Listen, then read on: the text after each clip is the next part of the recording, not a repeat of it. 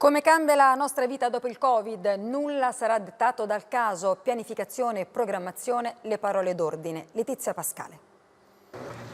Addio ai weekend improvvisati o alle partenze dell'ultimo minuto. La vita diventa pianificata e nulla si potrà lasciare al caso, dalla serata con gli amici al lettino in spiaggia.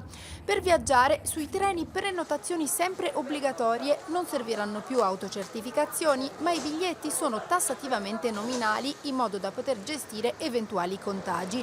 Misure da tenere a mente per chi aspetta con ansia la riapertura dei confini regionali. Solo quando sarò a Palermo sarò contenta.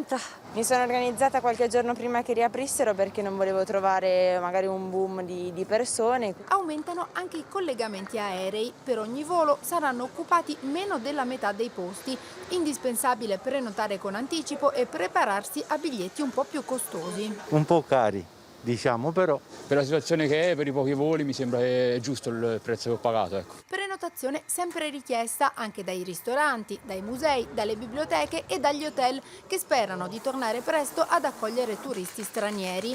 Per loro dal 3 giugno non ci sarà più obbligo di quarantena. Anche ombrellone o posto in spiaggia saranno da scegliere in anticipo, tante le località in cui è necessario prenotare tramite app.